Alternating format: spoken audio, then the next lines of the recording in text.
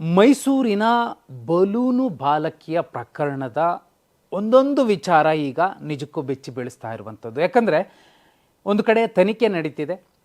ತನಿಖೆ ಹಂತದಲ್ಲೇ ಮೈಸೂರಿನ BJP ಯುವ ಮೋರ್ಚಾ ಮಹಿಳಾ ಘಟಕದ ಅಧ್ಯಕ್ಷೆ ರೇಣುಕಾ ರಾಜು ಅವರೊಂದು ಪೋಸ್ಟ್ ಮಾಡಿದ್ರು ಸೋಷಿಯಲ್ ಮೀಡಿಯಾದಲ್ಲಿ. ಒಂದು ನ್ಯಾಯ ಕೇಳಿದ್ದಾರೆ. ಅವರಿಗೆ ಏನು ಡೌಟ್ ಇತ್ತು ಆ ಡೌಟನ್ನು ಪ್ರಶ್ನಿಸಿದ್ದಾರೆ. ಆದರೆ ಆಧಾರರಹಿತ ಆರೋಪ ಮಾಡಿದ್ದೀರಿ ಅನ್ನೋ ಕಾರಣಕ್ಕೆ ಅವರನ್ನು ನೋಟಿಸ್ ಕೊಟ್ಟು ವಿಚಾರಣೆಗೆ ಕರೆದಿರುವಂಥದ್ದು. ನೋಡಿ, ಅಲ್ಲಿ ಒಂದು ಹೆಣ್ಣು ಮಗು, 9 ವರ್ಷದ ಹೆಣ್ಣು ಮಗು, ನಿಮಗೆ ಗೊತ್ತಿದೆ. ಇನ್ನು ಮರಣೋತ್ತರ ಪರೀಕ್ಷೆಯ ಸಣ್ಣ ಸಣ್ಣ ವಿವರಗಳನ್ನು ಹೇಳಿಬಿಟ್ರೆ ಮನುಷ್ಯರಾದವ್ರು ಯಾರೂ ಕೂಡ ಸುಮ್ಮನೆ ಇರೋದಿಲ್ಲ. ಕೆನ್ನೆ ಕಟ್ಟಾಗಿದೆ, ಕಿವಿ, ಮೂಗು ತುಂಬ ಕಡೆ ಗಾಯಗಳಾಗಿದ್ದಾವೆ.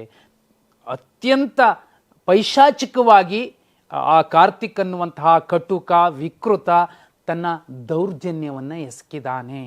ಅವನೊಬ್ಬನೇನಾ ಅನ್ನೋದು ಈಗ ಬಹುಮುಖ್ಯ ವಿಚಾರ. ಅದನ್ನೇ ನಾನು ನಿಮಗೆ ಹೇಳ್ತೀನಿ. ಆದರೆ ಅವರು ರೇಣುಕಾ ರಾಜು ಅನ್ನುವಂತಹ BJP ಯುವ ಮೋರ್ಚಾದ ಅಧ್ಯಕ್ಷೆ ಅಸಲಿ ಆರೋಪಿಯನ್ನು ಇನ್ನೂ ಬಂಧಿಸಿಲ್ಲ ಅನ್ನುವಂತಹ ಗಂಭೀರ ಆರೋಪವನ್ನು ಮಾಡಿರುವಂಥದ್ದು. ಒಂದು ವೇಳೆ ರೇಣುಕಾ ರಾಜು ಅವರು ಹೇಳಿರುವಂಥದ್ದು ಸುಳ್ಳಾದರೆ ಅವರಿಗೆ ಕಾನೂನಿನ ಅಡಿಯಲ್ಲಿ ಶಿಕ್ಷೆ ಆಗತ್ತೆ, ಕ್ರಮ ಕೈಗೊಳ್ತಾರೆ ಪೊಲೀಸರು. ಆದರೆ ಒಂದು ಅನುಮಾನ ಮೂಡ್ತಿರುವಂಥದ್ದು ಮತ್ತು ಪೊಲೀಸರು ಕೂಡ ಮತ್ತೊಂದು ರೀತಿಯ ಶಂಕೆಯ ಆಧಾರದಲ್ಲಿ ತನಿಖೆ ನಡೆಸ್ತಿದ್ದಾರೆ. ಏನಂದರೆ, ಆ ಹೆಣ್ಣು ಮಗಳ ಮೇಲೆ ದೌರ್ಜನ್ಯ ಎಸಗಿದ್ದು ಕೇವಲ ಕಾರ್ತಿಕ್ ಮಾತ್ರ ಅಲ್ಲವೇನೋ ಅನ್ನೋ ಅನುಮಾನದ ಮೇಲೆ ತನಿಖೆ ನಡೆಸ್ತಿದ್ದಾರೆ. ನೀವು ತುಂಬ ಸೂಕ್ಷ್ಮವಾಗಿ ನೋಡಿದ್ರೆ ಮಾಧ್ಯಮದಲ್ಲಿ ಹರಿದಾಡ್ತಿರುವಂತಹ CCTVಯ ವಿಜುವಲ್ನ ಪಕ್ಕದಲ್ಲಿ ಒಂದು ಮಾರ್ಕ್ ಇದೆ. ಆ ಕಾರ್ತಿಕ್ ಅನ್ನುವಂತಹ ನೀಚ, ಕಟುಕ, ವಿಕೃತ ಎಲ್ಲ ಪದಗಳನ್ನು ಸೇರಿಸಬಹುದು. ಅವನ ಪಕ್ಕದಲ್ಲಿ 2 ಅಂತ ಮಾರ್ಕ್ ಮಾಡಿರುವಂತಹ ಒಂದು ಫೋಟೋ ನೀವು ವೈರಲ್ ಆಗ್ತಿರೋದನ್ನು ನೋಡಬಹುದು. ಅಲ್ಲಿಗೆ ಒಂದು ಡೌಟ್ ಬರುತ್ತೆ. ರೇಣುಕಾ ರಾಜು ಅವರು ಹೇಳ್ತಿರುವಂಥದ್ದು ಮತ್ತು ಪೊಲೀಸರು ಹಲವರು ಆ ಹೆಣ್ಣು ಮಗುವನ್ನು ಅತ್ಯಂತ ಪೈಶಾಚಿಕವಾಗಿ ದೌರ್ಜನ್ಯಕ್ಕೊಳಪಡಿಸಿ ಕೊಂದಿದ್ದಾರೆ ಅನ್ನುವಂತಹ ಅನುಮಾನ ಏನಿದೆ, ಅದಕ್ಕೆ ಪೂರಕವಾಗಿ 2 ಅಂದರೆ 2ನೇ ಶಂಕಿತ ಕಾರ್ತಿಕ್ ಇದ್ದಿರಬಹುದಾ ಅನ್ನೋ ಅನುಮಾನ ಈಗ ಗಟ್ಟಿಯಾಗ್ತಿದೆ. ಇಲ್ಲಾಂದರೆ ಒಬ್ಬ BJP ಯುವ ಮೋರ್ಚಾದ ಅಧ್ಯಕ್ಷ ಆ ಥರದ್ದೊಂದು ಗಂಭೀರ ಆರೋಪ ಮಾಡ್ತಿರ್ಲಿಲ್ವೇನೋ. ಪೊಲೀಸರು ಕೂಡ ಹಲವರು ಇಲ್ಲಿ ಭಾಗಿಯಾಗಿರೋ ಸಾಧ್ಯತೆ ಇದೆ ಅನ್ನೋ ನಿಟ್ಟಿನಲ್ಲಿ ತನಿಖೆ ನಡೆಸ್ತಿರ್ಲಿಲ್ವೇನೋ. ಯಾಕಂದರೆ ನೋಡಿ, ಆ ಮರಣೋತ್ತರ ಪರೀಕ್ಷೆಯ ವಿವರಗಳನ್ನು ಕೇಳೋಕ್ಕೂ ಮುಂಚೆ ಅಲ್ಲಿನ ಸ್ಥಳೀಯರನ್ನು ಕೆಲವರನ್ನು ವಿಚಾರಿಸಿದಾಗ ಅವ್ರು ಹೇಳ್ತಾರೆ, ಅವತ್ತು ಯಾಕಂದರೆ ಹಕ್ಕಿ ಪಿಕ್ಕಿ ಸಮುದಾಯದವರು ಬಂದು ಪಾಪ ಅಲ್ಲಿ ಹೊಟ್ಟೆಪಾಡಿಗೆ ಅವರ ಕುಲಕಸಬುಗಳನ್ನು ಎಲ್ಲವನ್ನ ಪಕ್ಕಕ್ಕಿಟ್ಟು ಇವತ್ತು ಆಧುನಿಕ ಸಮಾಜಕ್ಕೆ ಒಗ್ಗಿಕೊಂಡು ಅವರು ಈ ಬಲೂನು, PP ಈ ಥರದ್ದನ್ನು ಮಾರ್ತಿರುವಂತಹ ಸಂದರ್ಭದಲ್ಲಿ ಅವತ್ತು ಎಷ್ಟು ಬಿಸ್ನೆಸ್ ಆಗಿತ್ತೋ ಗೊತ್ತಿಲ್ಲ. ದಸರಾ ಸಂದರ್ಭದಲ್ಲಿ ಇಂಥದ್ದೊಂದು ನೀಚ ಕೃತ್ಯ ಆಗಿದೆ. ಅಮ್ಮನ ಪಕ್ಕದಲ್ಲೋ ಅಜ್ಜಿ ಪಕ್ಕದಲ್ಲೋ ಅವರಿಬ್ಬರ ಮಧ್ಯೆ ಮಲಗಿದ್ದಂತಹ ಮಗು ಬಾಯಿ ಮುಚ್ಕೊಂಡು ಎತ್ಕೊಂಡು ಹೋಗಿ ನಿರ್ದಯವಾಗಿ, ಯಾಕಂದರೆ ಇಡೀ ಮರಣೋತ್ತರ ಪರೀಕ್ಷೆಯ ವಿವರಗಳನ್ನು ತುಂಬ ಸೂಕ್ಷ್ಮವಾಗಿ ನೋಡಿದ್ರೆ ಇಡೀ ದೇಹದ ಮೇಲೆ ಹಲವು ಕಡೆ ಗಾಯಗಳಾಗಿದ್ವು. ತುಂಬ ಕೆಟ್ಟದ್ದು ಅಂದರೆ ಆ ಪರ್ಟಿಕ್ಯುಲರ್ ಮರ್ಮಾಂಗಕ್ಕೆ 7-8 ಸಲ ಚಾಕುವಿನಿಂದ ಇರ್ದಿದ್ದ ಅನ್ನೋದನ್ನು ಕೇಳಿದ್ರೂ ಕೂಡ ಕಷ್ಟ ಆಗುತ್ತೆ, ಸಂಕಟ ಆಗುತ್ತೆ. ಆ ಮಗುನ ನೋಡಿದ್ರೆ ನಮ್ಮನೆ ಮಗಳ ರೀತಿಯಲ್ಲೇ ಅನಿಸ್ಬಿಡ್ಬೇಕು, ಇಲ್ಲಾಂದರೆ ಅವನು ಮನುಷ್ಯನೇ ಆಗೋದಿಲ್ಲ. ಆದರೆ ಇಲ್ಲಿ ಹಲವು ಜನ ಆ ಮಗುವನ್ನು ದೌರ್ಜನ್ಯಕ್ಕೊಳಪಡಿಸಿರಬಹುದು ಅನ್ನೋ ತನಿಖೆಯಲ್ಲಿ ಆ ಧಾಟಿಯಲ್ಲೂ ಕೂಡ, ಯಾಕಂದರೆ ಮೇನ್ ಸ್ಟ್ರೀಮ್ ಮಾಧ್ಯಮಗಳು ಕೂಡ ಈ ನಿಟ್ಟಿನಲ್ಲಿ 1-2 ಸಂಸ್ಥೆಗಳು ವರದಿ ಮಾಡಿರುವಂಥದ್ದು. ಸೀಮಾ ಲಾಟ್ಕರ್ ಅವರು ಕೂಡ ಹೆಣ್ಮಗಳಿದ್ದಾರೆ. ಅವ್ರಿಗೆ ಪೂರ್ಣ ಫ್ರೀ ಹ್ಯಾಂಡ್ ಕೊಟ್ಟಿದ್ದಿದ್ರೆ ಅವ್ರ ತಾಕತ್ತೇನು ಅನ್ನೋದನ್ನು ಪ್ರದರ್ಶಿಸ್ತಿದ್ರು ಅನ್ನೋದನ್ನು ಪ್ರತಾಪ್ ಸಿಂಹ ಅವರು ಕೂಡ ಹೇಳಿದ್ರು. ನೋಡಿ, ಅಲ್ಲಿ 2-3 ಮಹಿಳಾ ಅಧಿಕಾರಿಗಳಿದ್ದಾರೆ. ಕೇವಲ 24 ಗಂಟೆಯಲ್ಲಿ ಅವನನ್ನು ಹೊಡೆದು ಎತ್ತಾಕೊಂಡ್ಬಂದಿದ್ದಾರೆ.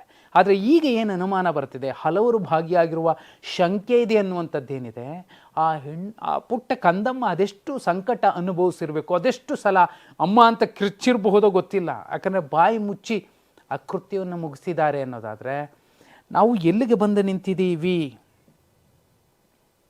ಹೇಳಿ ಕೇಳಿ ಇದು ಘೋರ ಮತ್ತು ಅತಿ ಸೂಕ್ಷ್ಮ ಗಂಭೀರ ಪ್ರಕರಣ ಆಗಿರೋ ಸಂದರ್ಭದಲ್ಲಿ ಅದು ಮುಖ್ಯಮಂತ್ರಿಗಳ ಜಿಲ್ಲೆಯಲ್ಲಿ ದಸರಾ ಸಂದರ್ಭದಲ್ಲಿ ನಾಡದೇವತೆ ದುರ್ಗೆಯನ್ನು ಆರಾಧಿಸುವ ಸಂದರ್ಭದಲ್ಲಿ ಎಷ್ಟೊಂದು ಜನ ಓಡಾಡ್ತಿರ್ತಾರೆ. ಅಂತಹ ಸಂದರ್ಭದಲ್ಲಿ ಈ ಪ್ರಕರಣ ಆಗಿದೆ. CCTVಯ ಫುಟೇಜ್ನಲ್ಲಿ 2 ಅನ್ನೋ ನಂಬರನ್ನು ಏನು ಬರೆದಿದ್ದಾರೆ, ಸಸ್ಪೆಕ್ಟ್ 2 ಇದ್ದಿರಬಹುದು ಅನ್ನುವಂತಹ ಡೌಟ್ ಏನಿದೆ ನೋಡಿ. ಇಷ್ಟೆಲ್ಲ ಹೇಳಿದ್ವಾ? ತುಂಬ ಮುಖ್ಯವಾಗಿ ಅವನ ಮೇಲೆ ಪೋಕ್ಸೋ ಕೇಸ್ ಇದೆ, ರೇಪ್ ಆ್ಯಂಡ್ ಮರ್ಡರ್ ಕೇಸ್ ಇದೆ. ಪೋಕ್ಸೋ ಕೇಸ್ನಲ್ಲಿ ಏನು ಹೇಳುತ್ತೆ, 18 ವರ್ಷದ ಒಳಗಿನ 16 ವರ್ಷದ ಮೇಲ್ಪಟ್ಟ ಅವರ ಮೇಲೆ ದೌರ್ಜನ್ಯ ಎಸಗಿದ್ರೆ 10 ವರ್ಷ ಜೈಲು ಶಿಕ್ಷೆ, ಅಥವಾ 16 ವರ್ಷಕ್ಕಿಂತ ಕೆಳಗಿನವರ ಮೇಲೆ ದೌರ್ಜನ್ಯ ಎಸಗಿದ್ರೆ 20 ವರ್ಷ ಜೈಲು ಶಿಕ್ಷೆ. ಒಂದು ಹೆಣ್ಣು ಮಗುವನ್ನು ಅತ್ಯಂತ ನೀಚವಾಗಿ, ಪೈಶಾಚಿಕವಾಗಿ, ಮೃಗದಂತೆ ವರ್ತಿಸಿ ದೌರ್ಜನ್ಯ ಎಸಗಿ ಚುಚ್ಚಿ ಕೊಂದವನಿಗೆ 20 ವರ್ಷ ಆದಮೇಲೆ ಮತ್ತೆ ವಾಪಸ್ ಬರ್ತಾನೆ. ಈ ಹಿಂದೆ ಕೂಡ 4 ವರ್ಷದ ಹಿಂದೆ ಅವನು ಇಂಥದ್ದೇ ಕೇಸ್ನಲ್ಲಿ ಹೋಗಿದ್ದ, ಮತ್ತೆ ಬಂದು ಅದೇ ಕೇಸಲ್ಲೇ ಫಿಟ್ ಆಗಿದ್ದಾನೆ ಅಂದರೆ ಇಂಥವ್ರನ್ನ ಮತ್ತೆ 10 ವರ್ಷ ಚೆನ್ನಾಗಿ ತಿನ್ನಕ್ಕೆ ಉಣ್ಣಕ್ಕೆ ಕೊಟ್ಬಿಟ್ಟು ಜೈಲಲ್ಲಿ ಮತ್ತೆ ಕರ್ಕೊಂಬಂದು ಅದೇ ಸಮಾಜಕ್ಕೆ ಬಿಟ್ಟರೆ ಏನಾಗುತ್ತೆ? ಬಹುಪಾಲು ಜನ ಆಕ್ರೋಶಿತರು ಹೇಳಿದ್ರು ಹ್ಯಾಂಗ್ ಮಾಡಬೇಕು ಅಂತ. ಈ ನೆಲದ ಕಾನೂನುಗಳು ಬೇರೆ ಬೇರೆ ರೀತಿಯಲ್ಲೇ ಇರುತ್ತೆ. ಹಾಗಂತ ಈ ನೆಲದ ಕಾನೂನುಗಳ ಬಗ್ಗೆ ಅಗೌರವದಿಂದ ಮಾತಾಡಬೇಕು ಅಂತಲ್ಲ. ಈ ನೆಲದ ಕಾನೂನುಗಳನ್ನು ನಾವು ಗೌರವಿಸಬೇಕು. ಆದರೆ ಇಲ್ಲಿ ನೋಡಿ, ಅಲ್ಯಾರೋ ಸ್ಥಳೀಯರೊಬ್ಬರು ಹೇಳಿದ್ದು, ಅವತ್ತಿನ ದಿನ ಆ ಮಗು ಬಿರಿಯಾನಿ ಆ ಥರದ್ದೇನೋ ತಿನಿಸು ಕೇಳಿತ್ತಂತೆ. ಆದರೆ ಅವತ್ತಿನ ಬಿಸ್ನೆಸ್ ಏನಾಗಿತ್ತೋ ಏನೋ ಅವ್ರು ಕೊಡ್ಸೋಕ್ಕಾಗಿರಲಿಲ್ಲ ಅನ್ನುವಂಥದ್ದೊಂದು ಕೇಳಿದ್ದು ಅಲ್ಲಿನ ಸ್ಥಳೀಯರೊಬ್ಬರು ಮಾತಾಡುವಂಥದ್ದು. ಅದು ಲೋಕಲ್ ಯೂಟ್ಯೂಬ್ ಚಾನಲ್ಗೆ. ಆ ಮಾತು ಕೇಳಿದಾಗ ತುಂಬ ಸಂಕಟ ಆಯಿತು. ಯಾಕಂದರೆ ಆ ತಂದೆ ಎಷ್ಟು ಗೌರವಯುತವಾಗಿ, ಸ್ವಾಭಿಮಾನದಿಂದ, ಆತ್ಮಗೌರವದಿಂದ ತನ್ನ ಕುಟುಂಬವನ್ನು, ಮಕ್ಕಳನ್ನು ಕಾಪಾಡುವಂತಹ ಸಂದರ್ಭದಲ್ಲಿ ಈ ಹೋರಾಟ ಅವರದ್ದು ಅಕ್ಕಿಪಿಕ್ಕಿ ಕಾಲೋನಿಗಳದ್ದು. ಇವತ್ತು ಜಾತಿ ಗಣತಿ ಬಗ್ಗೆ ನೂರಾರು ಜನ ಬಾಯಿಗೆ ಬಂದಂಗೆ ಮಾತಾಡಬಹುದು. ಆದರೆ ಅಸ್ಪೃಶ್ಯರಿಗಿಂತಲೂ ಕೆಳಗಿರುವಂತಹ ಎಷ್ಟೋ ಸಮುದಾಯಗಳಿದ್ದಾವೆ, ಅವ್ರಿಗೇನೂ ಗೊತ್ತಿಲ್ಲ. CS ದ್ವಾರಕನಾಥ್ ಅವರು ಒಂದು ಇಂಟರ್ವ್ಯೂನಲ್ಲಿ ಹೇಳೋದನ್ನು ನಾನು ಕೇಳಿಸ್ಕೊಂಡೆ. ಅಸ್ಪೃಶ್ಯರಷ್ಟೇ ಅಲ್ಲ, ಅವರು ನಾವು ಇಂಥವ್ರ ಕಣ್ಣು ಕಾಣಿದ್ರೆ ಅವ್ರಿಗೆ ದರಿದ್ರ ಅನ್ನೋ ಕಾರಣಕ್ಕೋಸ್ಕರ ಕಣ್ಣಿಗೂ ಕಾಣದಂತೆ ನಮ್ಮ ಮಧ್ಯೆಯೇ ಓಡಾಡ್ತಿರ್ತಾರೆ. ಆದರೆ ಅವರು ನೆಪ ಮಾತ್ರಕ್ಕೆ ಮನುಷ್ಯರಾಗಿದ್ದಾರೆ. ಅಂಥವ್ರ ಗಣತಿ, ಅಂಥವ್ರಿಗೆ ಅಭಿವೃದ್ಧಿ ಆಗಬೇಕು. ಉಳಿದವ್ರದ್ದು ಬಿಟ್ಬಿಡಿ. ಈಗ ಆಲ್ರೆಡಿ ರಾಜಕೀಯ ಪ್ರಾತಿನಿಧ್ಯಕ್ಕೆ ಕಚ್ಚಾಡುವಂತಹ ಜನರು ಎಲ್ಲೋ ಇದ್ದಾರೆ. ಈ ಥರದ ಹಕ್ಕಿಪಿಕ್ಕಿ ಧ್ವನಿ ಇಲ್ಲದ ಸಮಾಜಗಳಿಗೆ ಯಾರೂ ಮಾತಾಡಲ್ಲ. ನೋಡಿ, ಆ ಹೆಣ್ಣುಮಗು ಕೇಸ್ ಆಯಿತಾ, ಎಷ್ಟು ದಿನ ಬಂತು, ಎಷ್ಟು ದಿನ ಸುದ್ದಿ ಆಯಿತು. ಆ ಹೆಣ್ಣುಮಗಳಿಗೆ ನ್ಯಾಯ ಕೊಡಿಸುವ ಮಟ್ಟಿಗೆ ನೋಡಿ, ಅವತ್ತು ಅರೆಸ್ಟ್ ಆದ ಅಷ್ಟೇ ಮುಗೀತು. ಅದರ ಒಂದು ಏನೇನು ಡೆವಲಪ್ಮೆಂಟ್ಸ್ ಆಗ್ತಿದೆ ಅನ್ನುವಂಥದ್ದನ್ನು ಒಂದು ಮಾಧ್ಯಮ ಹೇಳ್ತಿದ್ಯಾ? ತೀರಾ ಇಲ್ಲಿ ಯಾರೋ ಒಬ್ಬ ಪೊಲೀಸ್ ಅಧಿಕಾರಿಯ ಕುಟುಂಬಕ್ಕೋ ಅಥವಾ ರಾಜಕಾರಣಿಯ ಕುಟುಂಬಕ್ಕೋ ಅಥವಾ ದೊಡ್ಡ ಸ್ಟಾರ್ನ ಕುಟುಂಬಕ್ಕೋ ಇಂಥದ್ದೊಂದು ಆಗಿದ್ದಿದ್ರೆ ಎಷ್ಟು ದೊಡ್ಡ ಸೆನ್ಸೇಷನ್ ಆಗ್ತಿತ್ತು. ಯಾರೋ ಹೇಳೋರಿಲ್ಲ ಕೇಳೋರಿಲ್ಲ, ಅವರು ಬಲೂನ್ ಮಾರ್ಕೊಂಡು ಜೀವನ ಮಾಡುವಂತಹ ಒಂದು ಸಮುದಾಯಕ್ಕೆ ಸೇರಿದವರು ಅಥವಾ ಜನ, ಅವರ ಹೆಣ್ಮಕ್ಳಿಗೆ ಏನಾದರೂ ಪರವಾಗಿಲ್ಲ, ಅಂತಹ ಸುದ್ದಿಗಳೇ ನಮಗೆ ಬೇಕಿಲ್ಲ ಅನ್ನುವಂತಹ ನೀಚ ಪತ್ರಿಕೋದ್ಯಮ ಯಾರು ಮಾಡ್ತಾರೆ ಅವ್ರು ನಿಜಕ್ಕೂ ಈ ಸಮಾಜದಲ್ಲಿ ಬದುಕೋಕೆ ಅನರ್ಹರು, ನಾಲಾಯಕ್ಗಳು.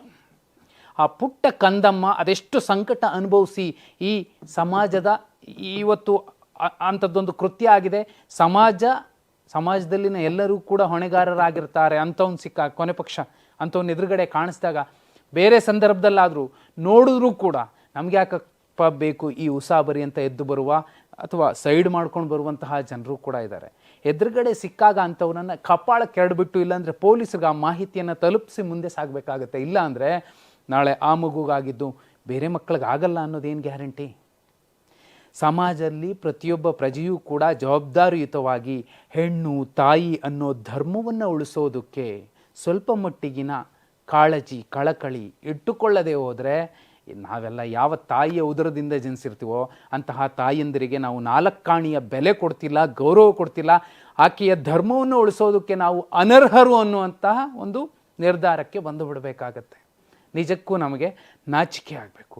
ಇಂತಹ ಕಟುಕ ನಾಳೆ ಸಮಾಜಕ್ಕೆ ಬಂದಾಗ ಅವನನ್ನು ನಡೆಸ್ಕೊಳ್ಳೋ ರೀತಿ, ಕೊನೆ ಪಕ್ಷ ಅವನ ತಂದೆ ತಾಯಿಗಳಾದರೂ ಅವನಿಗೆ ಸರಿಯಾಗಿ ತಿದ್ದಿ ಬುದ್ಧಿ ಹೇಳಿ ಆರಂಭದಿಂದಲೂ ಕಲಿಸಿ ಬೆಳೆಸಿದ್ದಿದ್ರೆ ಇಂತಹ ಕೃತ್ಯಗಳು ನಡೀತಿರ್ಲಿಲ್ವೇನೋ. ನಮ್ಮ ಮನೆಗಳಲ್ಲೂ ಕೂಡ ಗಂಡು ಮಕ್ಕಳಿದ್ರೆ ನಾವು ಮಾಡಬೇಕಾಗಿರೋ ಮೊದಲ ಕೆಲಸ, ಹೆಣ್ಣು ಮಕ್ಕಳು ಎದುರುಗಡೆ ಬಂದಾಗ ಅವರ ಜೊತೆಲಿ ಯಾವ ರೀತಿ ವರ್ತಿಸ್ಬೇಕು, ಯಾವ ರೀತಿ ನಡ್ಕೋಬೇಕು ಅನ್ನೋದನ್ನು ಹೇಳ್ಕೊಡ್ಲಿಲ್ಲ ಅಂದರೆ ನಾವು ಗಂಡು ಮಕ್ಕಳನ್ನು ಹೇರೋದು, ನಾಯಿಗಳನ್ನು ಹೇರೋದು ಎರಡೂ ಒಂದೇ ಆಗುತ್ತೆ.